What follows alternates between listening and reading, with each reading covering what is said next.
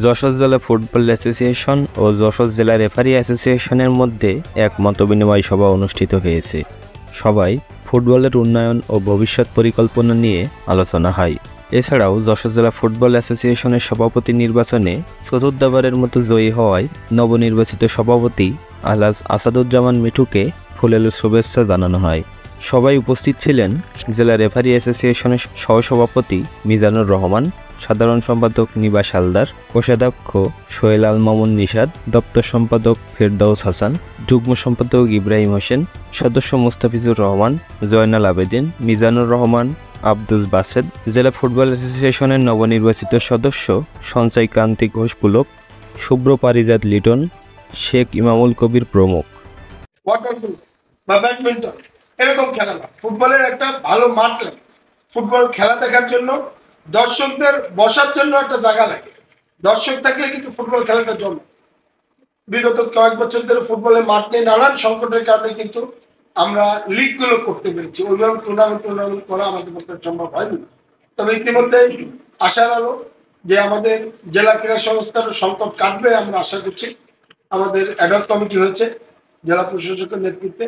সামনে নির্বাচন হলে, মাঠ সমাধান হলে আমরা চিন্তা করতেছি, ইতিমধ্যে আপনারা দেখেছেন পত্রপত্রিকায় যে আমরা যশোরে একটা বড় ক্রিকেট টুর্নামেন্টের আয়োজন করতে যাচ্ছি। আমার নিজেরও ক্রিকেট ক্লাব আছে, ফুটবল ক্লাব তো আমারই আছেই। তাছাড়া নিজের ক্রিকেট ক্লাব থাকার কারণে বা ক্রিকেট যশোরে খেলাধুলার উন্নয়নের কারণে চিন্তা করার কারণে আমরা সবাইকে নিয়ে প্রকৃত যারা পেশাদার ক্রিকেটার আছে, ক্রিকেট সংগঠক আছে, তাদের নিয়ে 2 দফা বসেছি।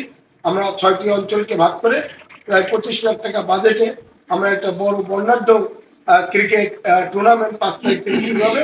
এবং একই সাথে আমরা ফুটবল ঈদের পরে আমরা এই অঞ্চলের খুলনা এবং ফরিদপুর পদ্মার এপারে বা মানিকগঞ্জের আরিচার এপাশে জেলাগুলিকে নিয়ে যতটুকু পারি 16টা জেলা দল নিয়ে আমরা একটা টুর্নামেন্ট আমরা করব। সেই টুর্নামেন্টে আপনাদের সক্রিয় উপস্থিতি, সহযোগিতা, আপনাদের যারা ভালো মানের রেফারি আছেন তারা করবেন।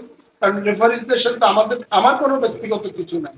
আমি ধন্যবাদ জানাই আপনারা আমার কাছে যে ফোন দিয়ে আমাদের শুভেচ্ছা জানাচ্ছেন। আমি সারা জীবন চেষ্টা করব ফুটবলের উন্নয়ন করার মধ্য দিয়ে আপনাদের ভালোবাসা নিয়ে আমি সত্যি করার চেষ্টা করব। যশোর জেলা ফুটবল রেফারি অ্যাসোসিয়েশন আপনার সহযোগী সংগঠন, সেই কারণে আপনি আমাদের এই রেফারির ভিতরে আমাদের কোনো বিভেদ সৃষ্টি করবেন না। আমরা রেফারি অ্যাসোসিয়েশন, আমরা প্রতিজ্ঞাবদ্ধ, অতীতেও ছিলাম, এখনো আছি। আমরা সকল রেফারিদের নিয়ে আমরা চলতে চাই।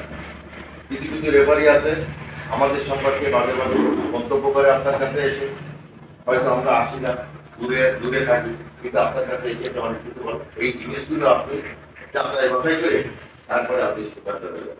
পাশাপাশি আবারও আমি জানাচ্ছি যে আগামী যে খেলাগুলো আপনার আগামী যে লিগগুলো হবে, বিভিন্ন খেলাগুলো হবে, আমাদের সমিতির মাধ্যমে যাতে হয় এই আশা প্রত্যাশা আপনার কাছে রাখছি এবং দীর্ঘায়িত কামনা করলাম যে আমাদের ভিতরে কোনো ভেদাভেদ থাকবে না এবং আমরা সবাই একসাথে পথ চলবো এবং একসাথে কাঁধে কাঁধ মিলে আমরা কাজ করব।